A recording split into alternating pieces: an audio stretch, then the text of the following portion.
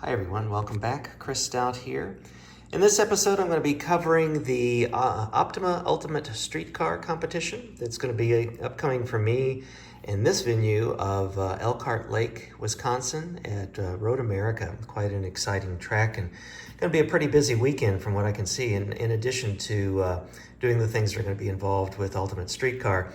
This is part of the Ultimate Streetcar Association, which I've talked about in earlier videos. I should also say too, please look in the show notes below for links to the other videos on this topic. There is a part 1 where I step through this entire document and go through kind of what's what with my highlights and whatnot. In this video, I'm going to show what the follow-up materials are and kind of just give you a step through, walkthrough overview of those. And then the second half of this video will be actually my experiences at the event, doing the 5 different events at Road America. So I received an email. This is just a printout of it. I had contacted them. I was trying to figure out what was going on with the scheduling so I could plan my travel around it, because I need to stay overnight while I'm down there. And they sent me a calendar of what it looked like from the prior year, which was very helpful to just kind of get my nerves settled and kind of get my head around what to expect. But that did change, and then they did tell me, and it did come right on schedule, that a week before the event that I would receive this email. And again, that was nice. Like clockwork, it happened. So I won't read it all to you. If you get involved in it, you can kind of see what's what. But basically, it just kind of covers the kind of what's what of what's going on. One of the things, I guess there's some highlights here I should just kind of step you through. They do give you kind of a bulleted thing of what to look out for at Road America, or look for. There's a designated area in the paddock, and you get a specific paddock issued to you. So you either get escorted or directed to where your spot is. If other people are coming with you, or if you've got a crew or something like that, you must really pretty much enter at the same time. Otherwise, there's the possibility of additional charges for entry. Pardon me, you need to be careful because it's going to be a very busy time, and to really try and make your way around to all the different of the 5 events that are part of the Ultimate Streetcar Challenge. This is going to have a little typo here. I'm not quite sure what this means, but showing up early will result in it says pointa, they mean a points penalty. So trying to be someplace on time, to me, makes me feel like I need to be there early. So I guess we'll figure that out, and I'll make note of that once I'm at the track in the second half of this video. You can camp if you want to at the paddock. I will not. I'll be actually staying with my son, who lives semi-nearby. And there's going to be, like they said, a lot of spectators. There's at least 2 other events that are going on this weekend that are not part of Ultimate Streetcar, and there's going to be plenty going on with that. So just etc. Those are kind of the key things to lock your stuff up, be mindful of your gear. There's a professional photographer who I have been in touch with, Caleb Kelly. He also emailed me. And I'm going to have some photos taken on the course, which is nice, where I don't have to worry about that. These are all the different sponsors that are sponsoring different parts of the event. And then the tail end part of it, this is kind of just a nice reconfirmation of what my ID is, that I'm confirmed for it, that I'm a novice in the novice group, and what kind of vehicle I'm going to be in. So then also, I don't have a copy of this to show you, but this came with it too. I have it in my phone, which is a map of Road America and kind of where our events are going to be. So I know I'll be referring to that a lot in real time. This also is kind of a key document. This is the step through, the walkthrough. So the very first day on Friday, you need to be there. Basically, I'm going to try and be there around 9, and you get your registration and transponder. The transponder keeps track of you and on the track and your time, etc. And I believe, I'll confirm this, being a member of the USCA, that's part of your membership, so you don't have to pay extra for that. If you're not a member, I do believe that there's a $75 charge. So the gates open, etc. So tech and registration. This is also tech of your car and tech of you. I'll show you what that looks like for your equipment. Driver's meeting, road course challenge, probably a parade, so to speak, to follow, kind of see what's what, and then things wrap up around 5:10 that evening. Bright and early the next morning, going to be a busy full day. So autocross and peak performance challenge, so the walking of the course of that. and then mandatory drivers meeting, and then autocross, the session start of autocross and peak performance challenge, etc. Little lunch break for everybody, then road course drivers meeting, road course practices, road rally drivers meeting, then the road rally, and then that ends at 6:55, so about 7 o'clock. So that's a 12-hour day, give or take, actually at the track that day. The last day, Sunday, following up, mandatory drivers meeting to kick the day off. Also, again, bright-eyed and bushy-tailed at 7:15. Road course challenge, actual sessions. The design and engineering, for me, that's going to be kind of weird since I have just a rock stock, showroom stock car. So, and they're pretty quick anyway, even if you have like a fully customized car, that it's about 3 minutes is what I've heard to kind of go through that. Lunch break, design and engineering reviews end. Last two sessions, or the last session of the road course challenge, and then awards, and everybody must clear out by 7. So that is what that weekend looks like. So very active, long days, very busy. The weather right now, I'm shooting this on the Tuesday before. I'm about 2 hours north of Road America, and the high today is supposed to be 82. The Midwest at the time of this filming is going through a lot of a heat wave, so I suspect it's going to be pretty toasty there. So as mentioned in the other forms, this is the safety and tech inspection form. I filled it out a little bit. I believe I'm either going to be GT or GTS, so I just didn't want to circle that. We'll let them sort that out as to what's what. And then basically, the two key things is the vehicle inspection, very similar to what I've gone through before with land speed racing. Actually, they're very particularly interested about the year of your tires and whatnot, so we're all good with that. So that's really pretty straightforward on a car like this. If it would have been a built car, it could be a little bit more complicated. And then this is what I meant by inspecting you. So this is then all of your equipment, that you've got proper fireproof suits and proper helmet and gloves and et cetera, et cetera. And again, as a reminder, all of this will be for sale to support my nonprofit Center for Global Initiatives at the end of the season. And then the other thing is fire drill. That aspect is that you need, I forget what the time limit is. It's like 10 seconds, 15 seconds, 12 seconds, something like that you need to be able to get out of your car. So if there is an untoward event, that you can unbuckle and get out of your car safely and quickly. And then complete decal package. The livery is going to look something along the lines of, I believe it's in the last page, something along the lines of this. So a decal going across the top of the windshield, and then this for series sponsor kit, and then the door decal and panels. So that should be interesting. Sometimes that might vary a bit year to year. I've watched some videos where they look a little different. So pardon me, we'll see what that looks like. So sign it, and I'll date it closer to the time. And then the next page basically is just, again, going through, this is the design and engineering. This is, I'm guessing, maybe what they will judge you on.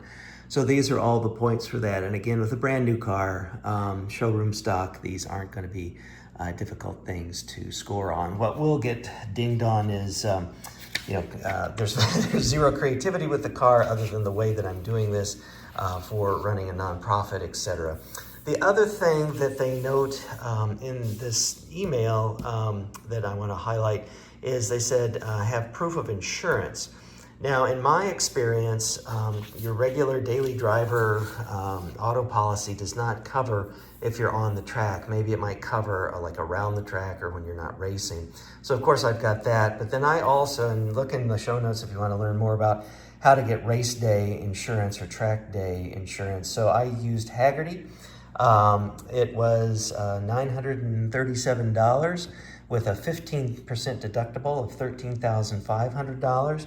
And that was based, this is my demographic information, and then that was based on being at Road America. That's pre-populated when you go to get this for whatever racetrack you're going to most of the time. They did not have one pre-populated for land speed racing, but they did for Black Hawk when I did it, and now they have it for Road America. You put in the duration, so I'm going to be there 3 days. what's up with your car, the VIN of your car. I valued the base value of my car at $90,000 for a 2003 Z51 2LT packaged car, and agreed value of the insurance. So if things go bad, then I would pay the $13,500 deductible, and they would cover the rest of it. I also believe this covers things like if you your oil pan or something like that decides to let go, or you have fluids on the track or something, there sometimes is a fine or a fee or a charge to clean that up. So I do believe it covers that type of thing as well too. I don't know if it covers stuff like if you damage something on the track, if you hit something going off the track. So anyway, that's what these materials look like. Next up will be, maybe I might have some in the car, but I'll certainly have some walk around, and you'll hear me nervously talking about being at Road America. That's coming up in part 2 of this video. And please do take a look at the show notes below for other links to other part 1s, driver nutrition, prepping the car, etc. All right, stay tuned. Okay, so I'm going to step through a PowerPoint kind of in between the desktop that you just watched in terms of preparation, and do a little bit of a summary, and then tee up what the actual at Road America videos and experiences were like. So just as a quick reminder, please look down in the show notes below here if you have an interest in these other areas, but please refer to the track setup, which is the proper driver's gear, where I go through kind of all the equipment that I personally have pardon me, on myself, and to be safe. Then we have a track preparation 3-parter. The first one is looking at the specs and the tips and how to use the Cosworth toolbox on data tracking and whatnot, and properly setting up for track days or any other kind of track preparation that from the rules from the manufacturer, and what I did and what I didn't do and why, track day insurance, etc. Part 2 kind of covers my what I call the yellow paper tabletop, where I go through my notes and specs and whatnots, and then a in-shop at Young Automotive and Patriot Chevrolet with the car, and then inside the car. And then most recently, part 3 of 3, my in-shop and under the car walkthroughs and review from doing land speed racing and then prepping for the Road America Ultimate Streetcar events. So this is a video that I did a while back that just kind of stepped through all the formats, the events, the rules, the classes, etc. So if you are interested in getting involved with the Ultimate Streetcar Challenge, I highly recommend it. It was a wonderful experience. There are some things I'll talk about in a couple of slides about getting set up for all that, but if you want to kind of get the basics and the 101 of what's what just before going to the track, then be sure to click on that link in the notes below and take a look at that video. It's kind of really a companion to this one. And then for myself, really taking a look at driver fitness and Hammer Nutrition. I'm a brand ambassador for Hammer. I think they're in the show notes. Email me if not, or ping me in the notes and I'll send it to you. But you can get 15% off your order if you'd like to use any of the Hammer products here. I'm a big fan. I've used them for, I bet, 20 years. Through a variety of different kinds of adventure sports, endurance events, things like that. Big fan, and proud to be a Hammer ambassador. So let's talk about, I guess first things first, the classes. I want to go through some details. There's a variety of different kinds of classes. This is in, you can get the download of this from the website of for Ultimate Streetcar. They change from year to year. This is from the 2024 most recent update. But these are the general classes. So there's a GT class. It's basically 1990 and newer 2-wheel drive sedans, 4-seater coupes, etc. So like the current 5th gen Camaros, BMW, M3s, M5s, late model Mustangs, etc.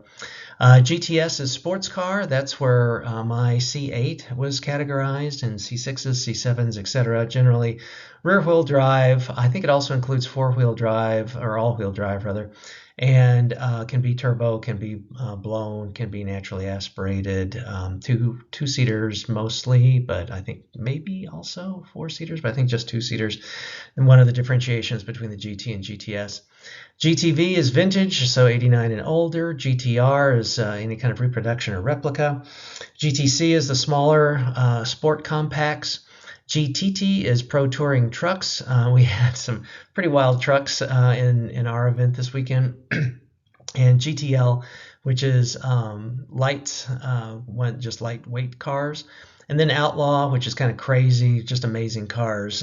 For professional drivers, high-performance street cars that really may not meet the requirements of the other classes, or highly modified vehicles. They can have 200 tread, wear non-comp tires, full roll bars, cages, hoops, etc., 6 or 5-point harnesses, etc. So really a wild class.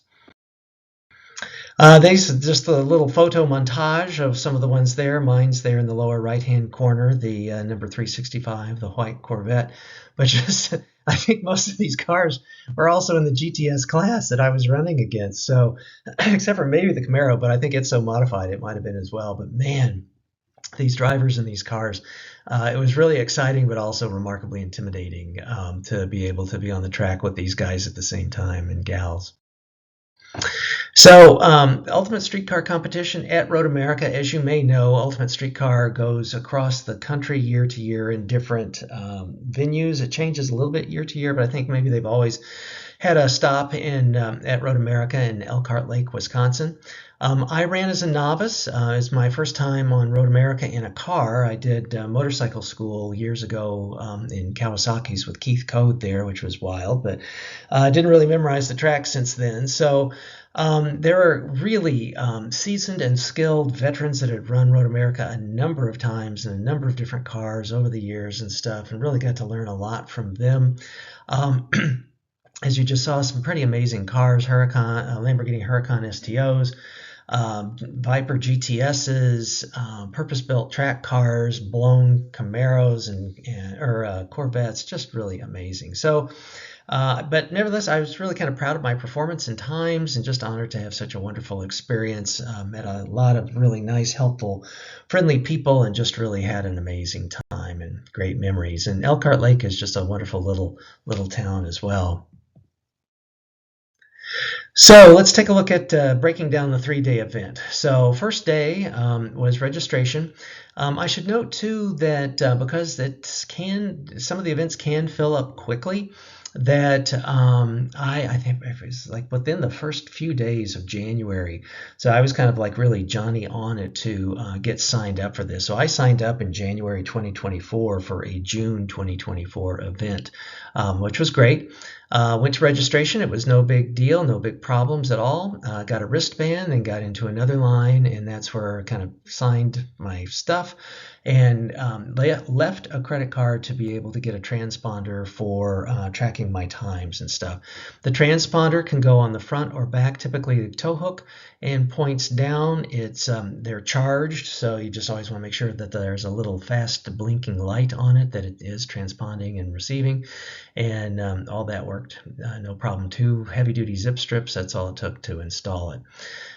So that was it pretty much for registration. Then you go on into Road America proper for tech inspection. Tech is a sheet.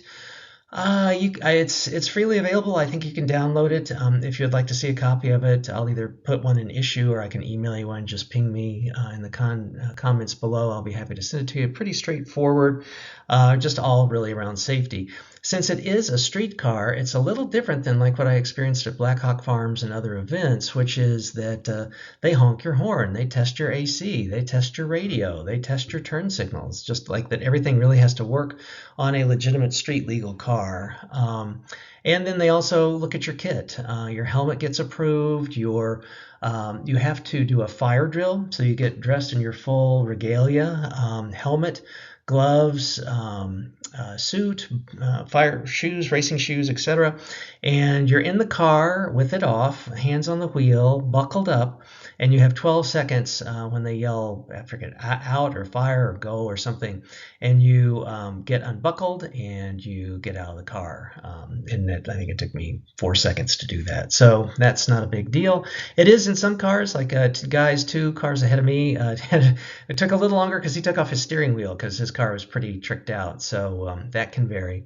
But just be in mind, everything's really focused on safety, so the fire drill is a good thing.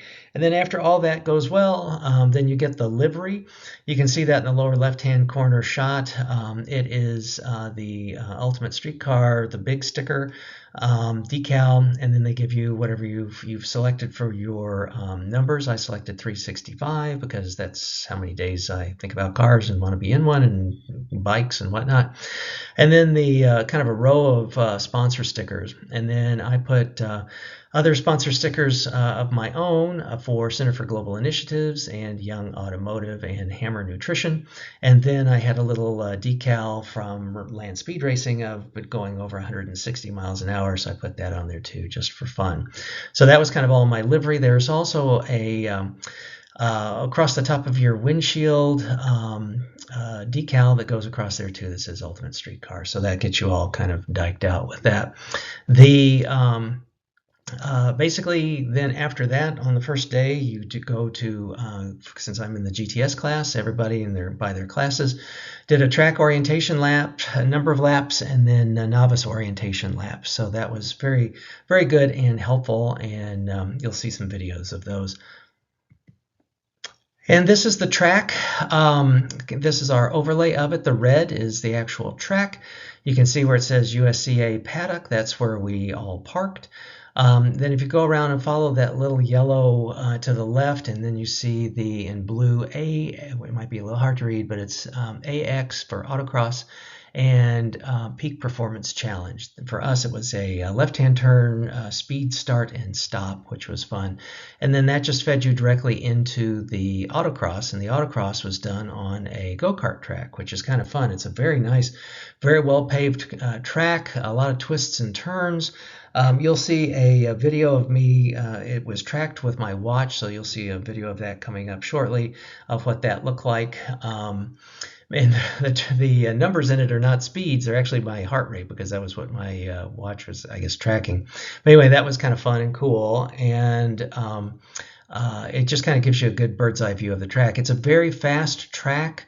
I'll also tell you that we'll get into my results in a second, but I got up to, at least according to the recorder in the car, 136 miles an hour at the start-finish line straight away. I've seen a video too of a race car that actually caught air because you come up a hill, and it actually did a backflip at the top of the hill.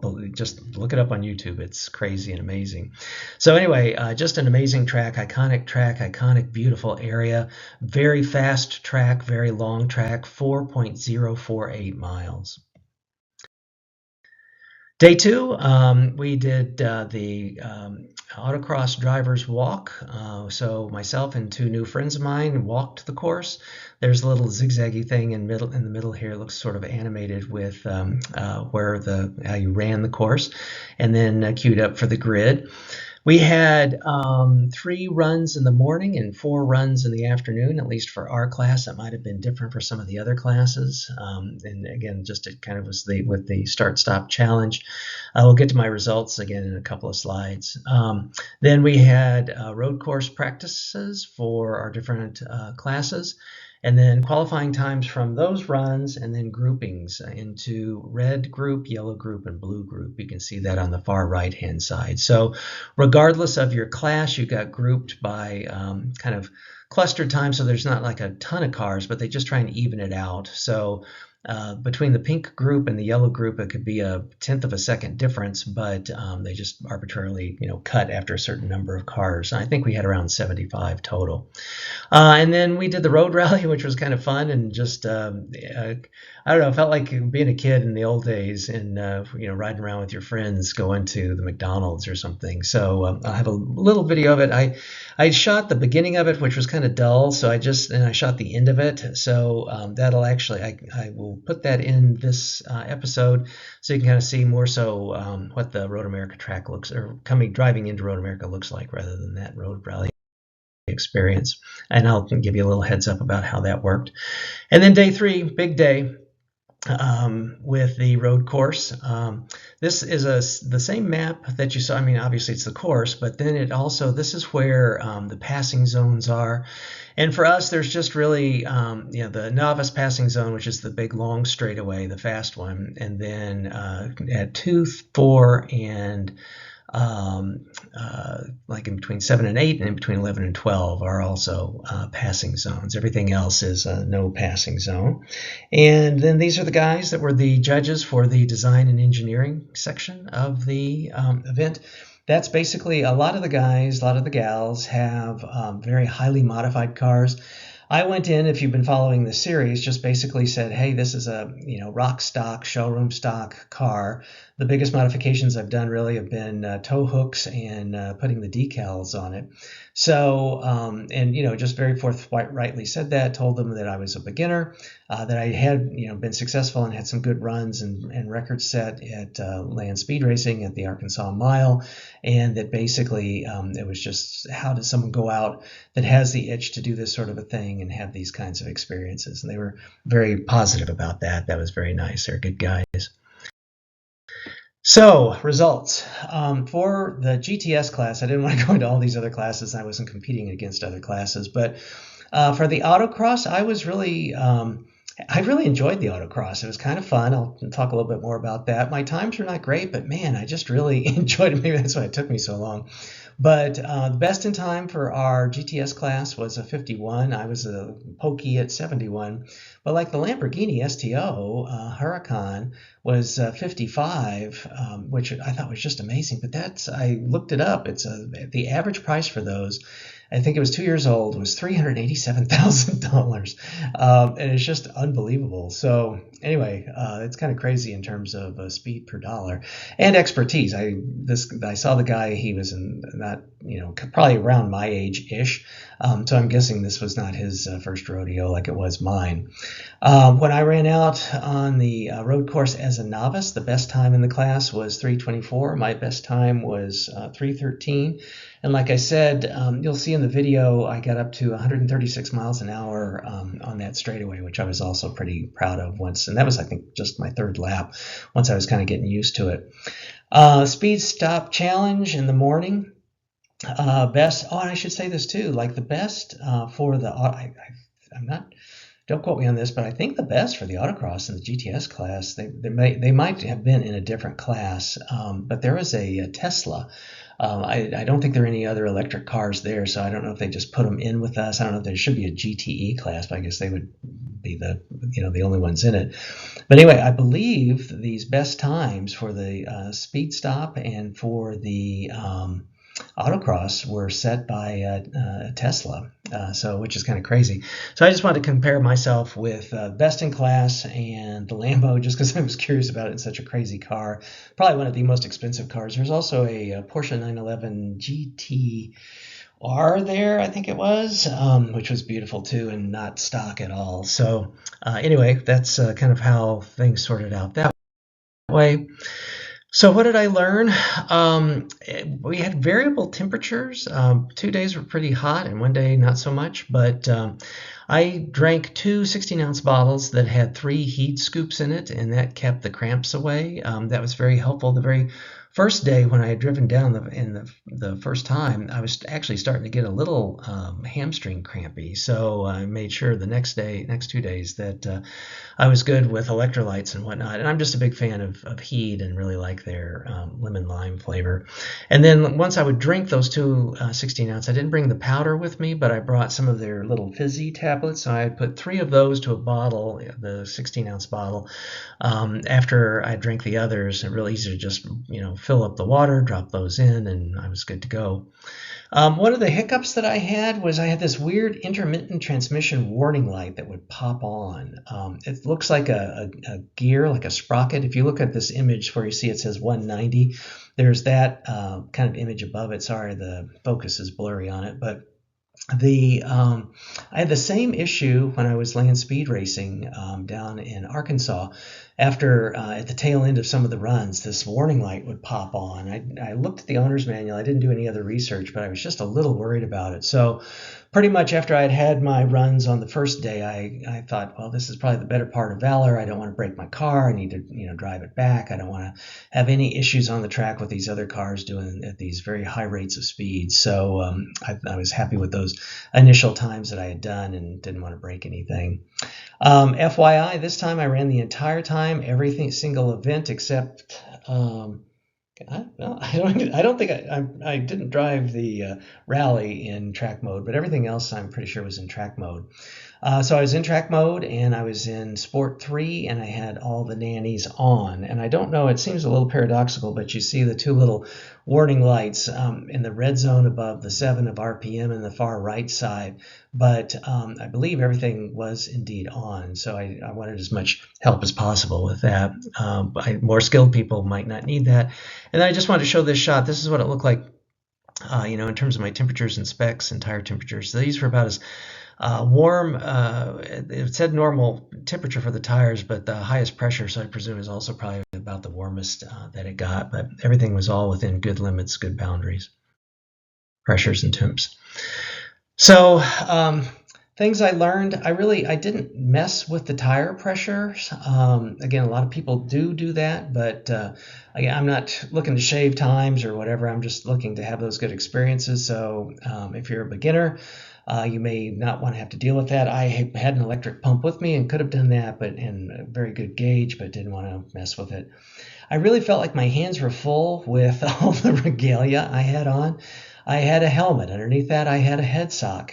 When I would put those on, it was very difficult to kind of squeeze my glasses in, regular glasses, or when it wasn't too bright, or sunglasses when it was brighter. I had the Hans thing for my neck. Getting that clipped in was always kind of a pain in the neck. The suit is great, but it's hot. The gloves I really kind of fell in love with, especially on the autocross, but after a few times and it's hot, your hands get sticky and clammy. They're hard to pull on and off, so when you have them on and you're trying to turn off the performance data system, you can't with the gloves that I have, so I had to pull those on and off. I'd oftentimes have my gloves on and then realize I hadn't hit record, so I'd have to pull my glove off as I'm coming up to the grid, and just a lot of stuff going on. I could not wear my watch, Sun 2 digital watch or sport watch, because there's like a gauntlet on the gloves that went a good 5 inches up my wrist, so I would have that in my cup holder. So there's just really a lot of moving parts to manage. That's why on some of the videos, I shot a lot more videos than what's going to be in here, but I would get everything set, and there's a lot of footage at the beginning and ends that I've edited out or didn't even put the videos in because they were redundant, just because I needed to go ahead and hit record. That also created a problem for me with setting the track mapping. So in past videos that you might see at Blackhawk or Land Speed Racing, where the system memorized where it was from start and stop, I had started recording before I got to the grid, just to kind of show viewers, what it was like to pull up to it. So it just recorded as a normal kind of recording, so I don't have like lap after lap on it. So that was a boo-boo and a mistake, but at least I got good video, period. And like I said, I kind of fell in love with the gloves. I was going to do, in the autocross, you don't have to wear the full suit in the start, stop, or speed stop challenge, which was nice. But I found that with a lot of quicker wheel turn than you would on the course, that the gloves really helped and really played nicely with the texture of the steering wheel. So another boo-boo of mine was at the start, stop, speed stop challenge. Just maybe a little too enthusiastic on the throttle and had wheel spin. I got that under control. My times got much better. I felt much more comfortable. And then I just miscued one of the starts. I thought the guy had a fist. I thought that he wanted me to go. He wasn't ready for me to go. That meant that he was ready for me to be ready. And I kind of popped the starting line for that. So that was a time that didn't count.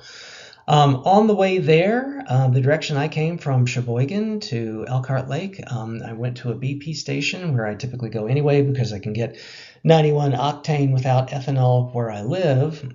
This one had 93 octane. I don't think I've ever come across that, so that was nice. So that's what I topped it off with.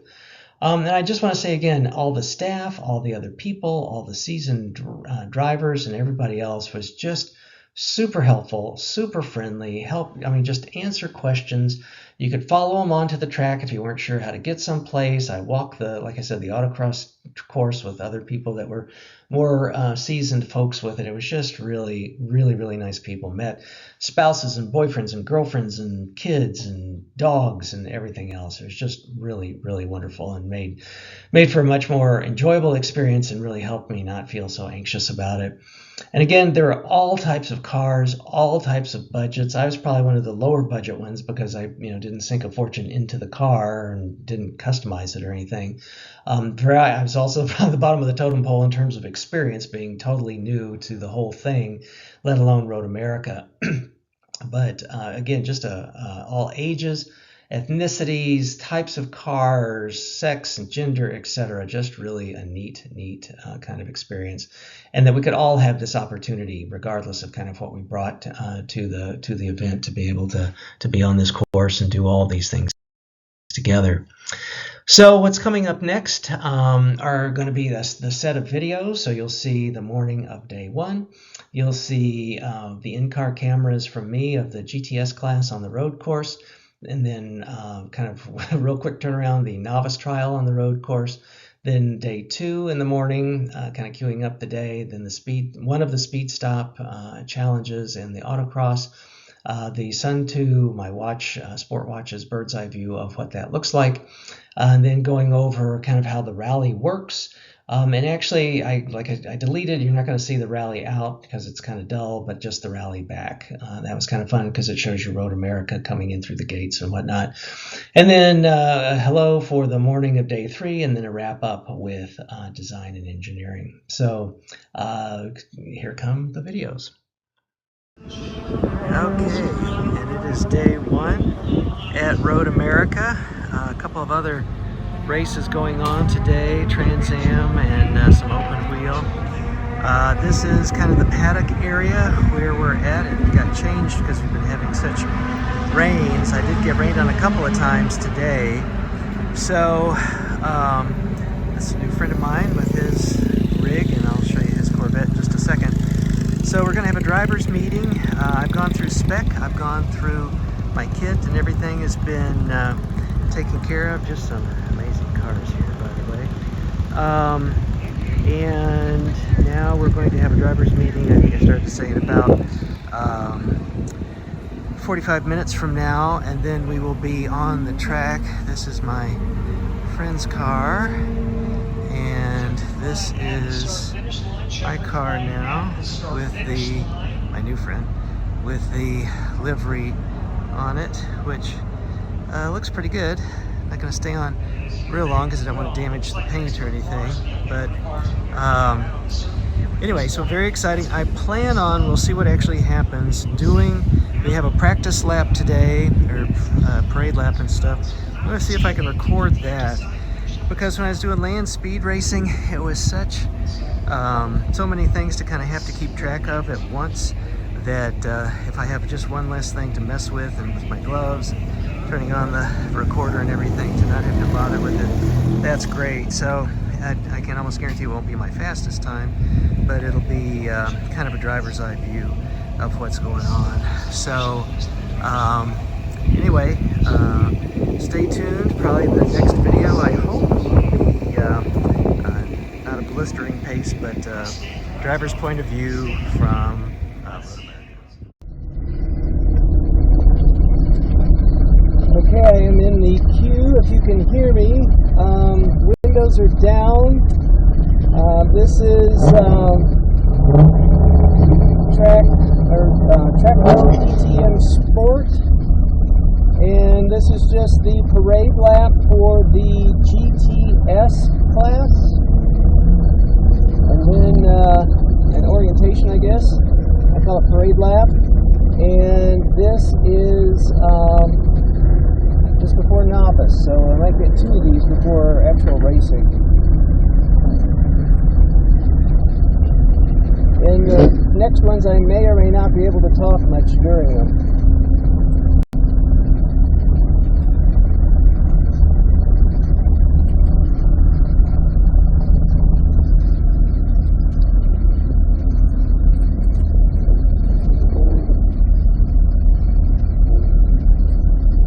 I apologize, I may or may not be able to edit out this little lag time. I'm just a little nervous to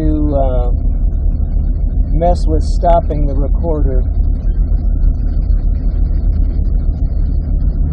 Not quite sure why. It's a new friend of mine in front that I'm following. I don't know why I have his blinkers on. Amazing cars out here. Jeepers.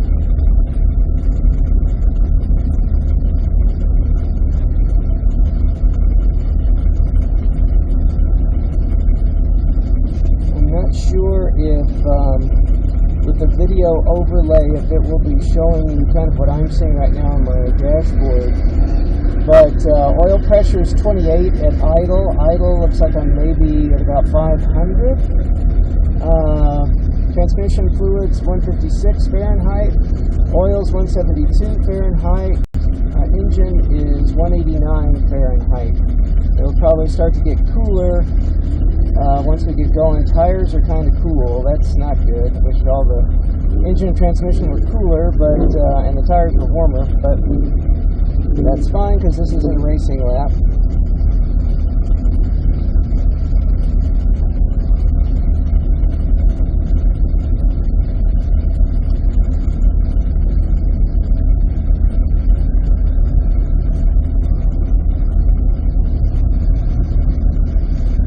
Also kind of neat to see some of the drivers and builders and cars that I've seen when I've been watching in preparation of this. I can't quite tell what's behind me. It looks like maybe a vintage Corvette. I can't quite tell. There's a Lamborghini, oh my gosh, behind that.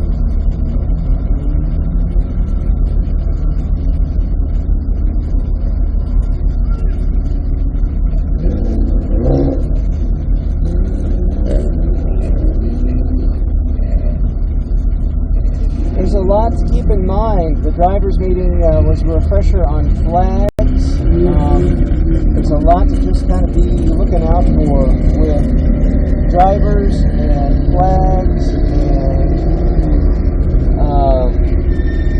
etc., etc. So I'm not sure if this is us curling up or not.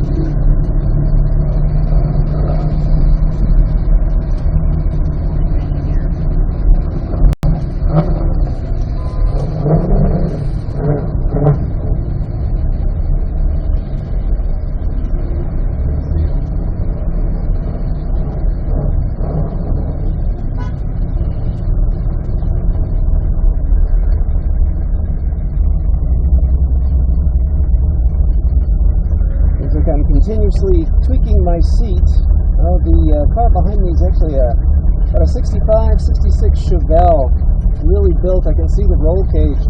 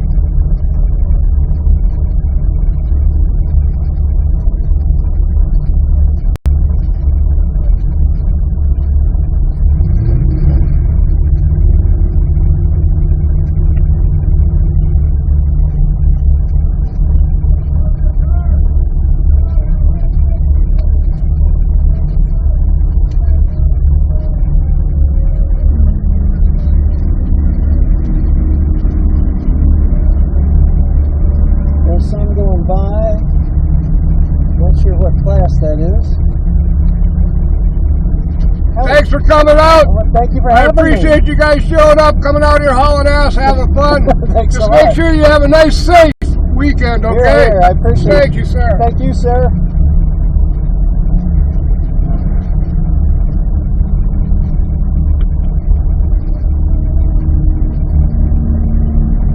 That was nice. Very friendly track support, security, safety folks.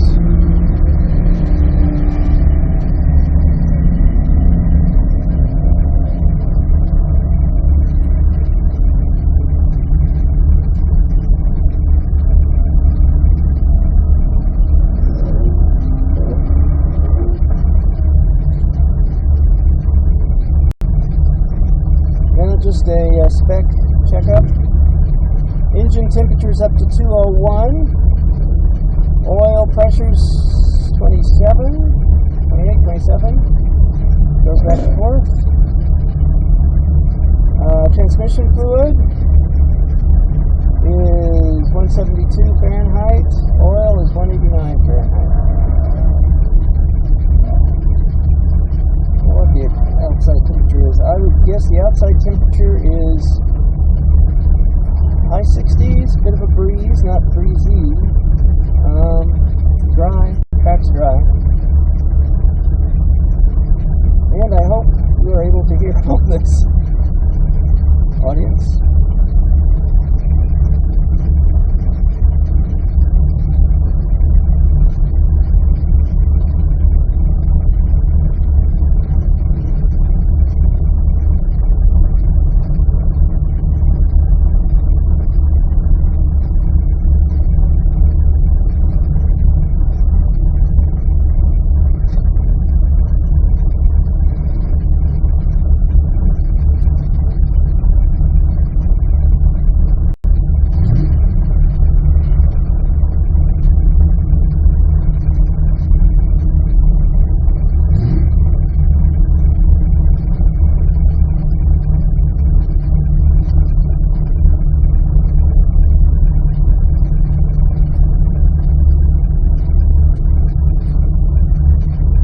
What looks like the pace car, lead car, great Corvette C8. Looks like the name is Z06.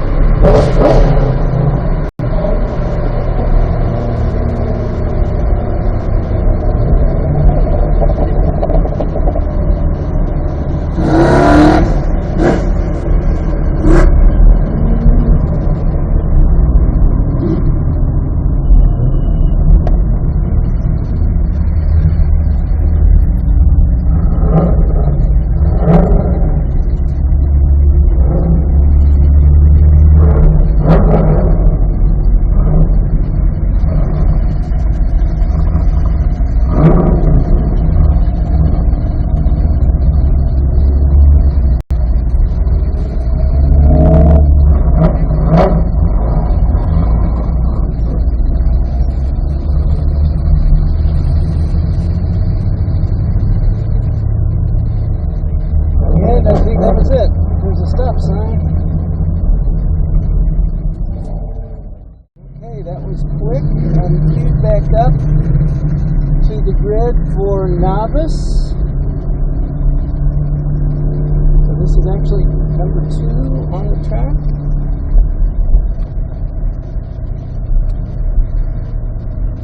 I think this might be the guy and gal that I just met. She is also Novice. Looks like he's adjusting her GoPro.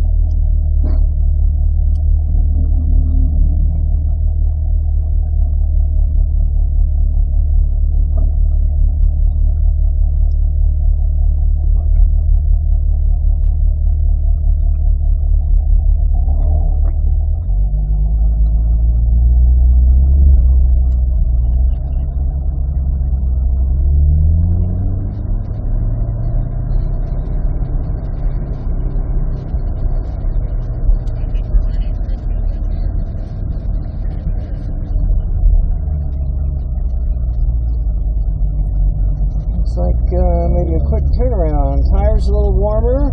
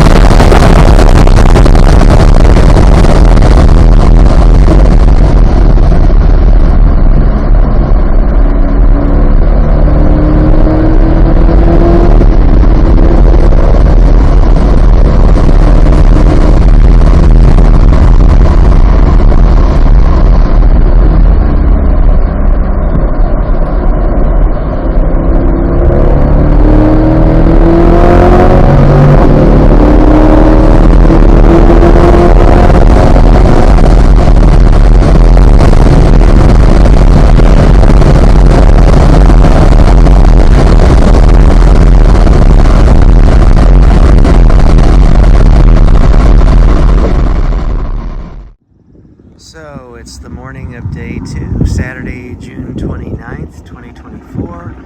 Now we are over at the Motorplex part of Road America. Cars are coming in. I just walked the track with 2 new friends that are also in the GTS class. So this is going to be the autocourse track. It is a go-kart track that goes up that hill. There's also, you can't see from this point of view, but there's also the start-stop challenge. We're not quite sure if it's going to get set up differently for the afternoon because it's just a left-hand turn right now, but there's probably going to be something with a right-hand turn. So just kind of giving you a slow panoramic of the early start. We've got a driver's meeting in about 25 minutes that's going to tell us what's what. So thunderstorms last night, but the track's dry, but it's pretty muddy here in the paddock parking. But otherwise, should be a interesting day. See if I can get everything set up in the car and see what I can do and see what I can learn. Stay tuned.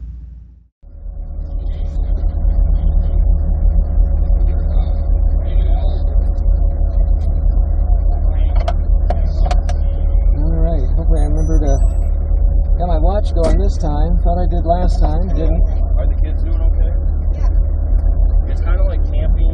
We have to pay attention to our queuing guy with start-stop. So this is next to the last. Hopefully we break 70. They can go right around. It's really not as busy as I thought it would be. I thought it would get busy. Okay, love you.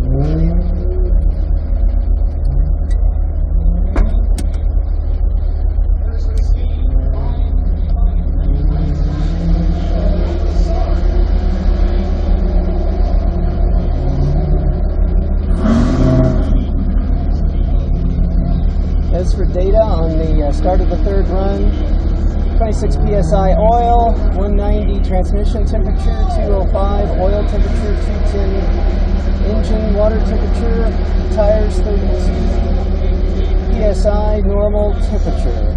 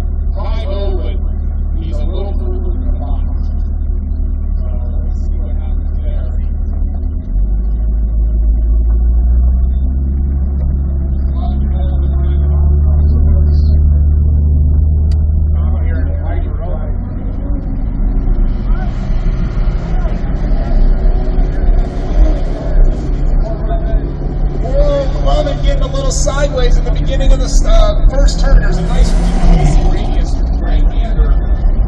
Bobbin, no stranger to tight increases radius. This guy.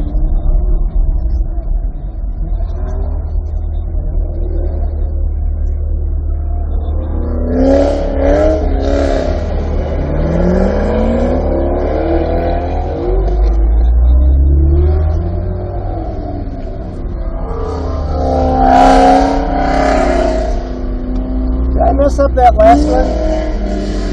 Did I mess up my last one? You went before I sent you. I thought so. It's all good. Sorry.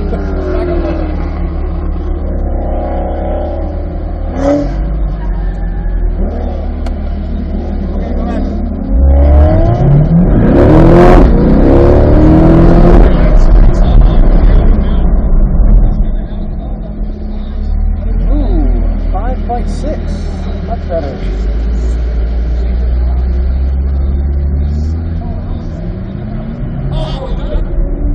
Oh,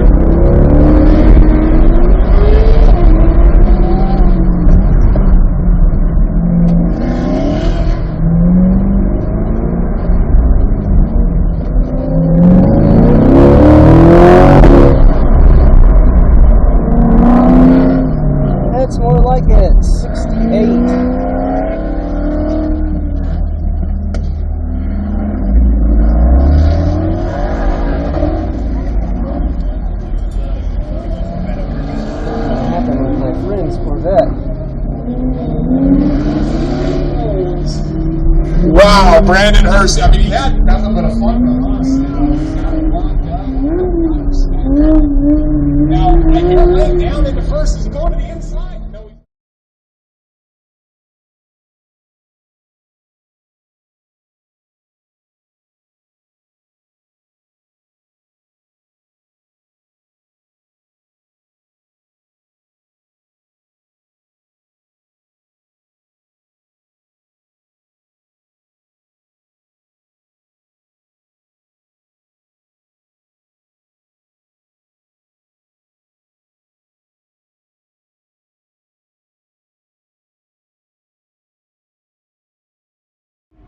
So I'm in the car, in between events, and this is the trick for the rally.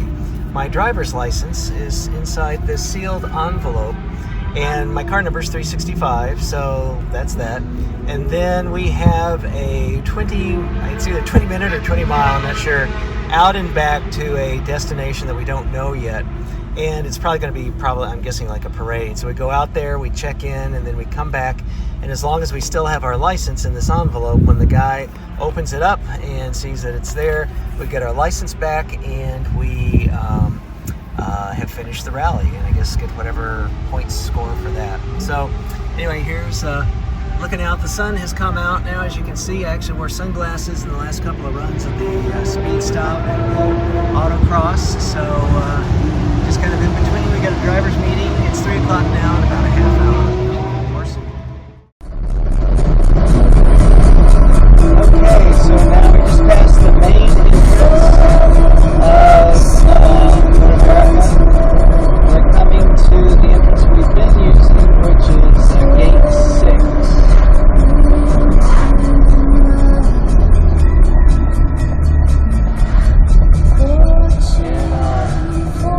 Turn in my license, or get to show on my license.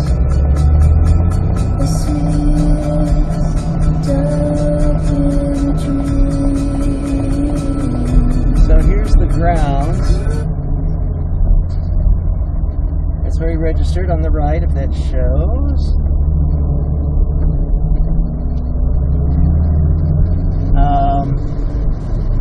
Tunnel, welcome to Road America.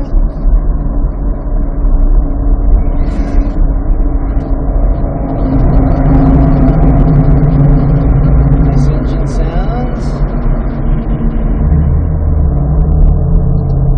And coming to the area on our left is I don't know why they call it the pulse grid, but like where you line up to then get into queuing up for your grid to go on to the track.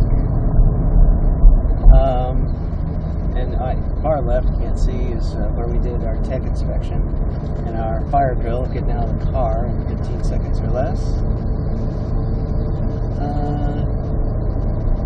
A little hill here, and this parallels the one that's just before the checkered flag. Gain, I presume. And restaurant, everything's kind of closed up now. It's 6:20. Coming up to a new roundabout and doing that's the grid part that I was talking about. And this is some shops, neat store. It's almost like a museum. This tent is coffee and smoothies and stuff, espresso.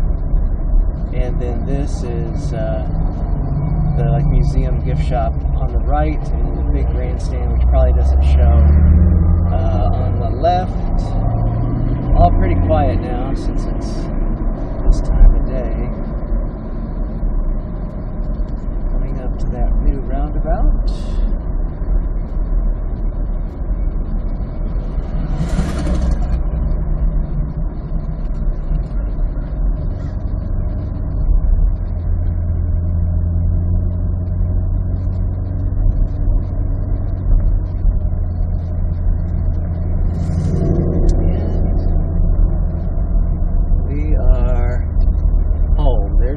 Optima thingamajig, which is cool. So I'm gonna shut down, and I think I might get a t-shirt. Okay, hopefully you can. There's my car behind the really amazing Corvette there. Hopefully the wind won't be a problem to hear audio, but this is the morning of the last day, Sunday, June 30th, 2024. Back at the kind of original paddock, different from yesterday, but same as Friday. And racing is going to just now commencing for, I think, the blue group. Yesterday is kind of like time trials to categorize the different classes. You might have different classes of cars in the different groups depending upon time trials and whatnots. And also today is there's 2 runs today, and that finishes up all the runs. And there is a Colt Camaro, and there is then the design and engineering, which happens kind of throughout the day, starting at 9 o'clock. So interesting wrap up. I don't know if I'll have more video with this, but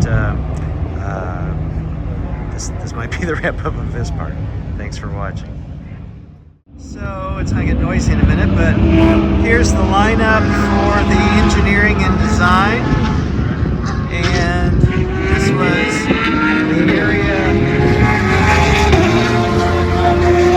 are evaluated. And then I've been up in the crow's nest here and watching some of the Porsches and experimentals go by. And it's kind of an interesting experience to like look at this and kind of know what the track feels like, and then see what these kinds of cars with professionals behind the wheel are experiencing at probably a 10x time of what I experienced. So really, it's been an amazing journey for this weekend, and tip of the hat to Optima and all the staff. It's just been a great experience, and I hope you've enjoyed this unusually long video with a lot of content. If you have ideas or thoughts or whatever, please add them. And I really encourage people to consider being an absolute beginner with doing this kind of a thing, and maybe consider a variation on the theme or the approach that I took. And if you like this, please subscribe and follow us. Thanks a lot. More details in the show notes.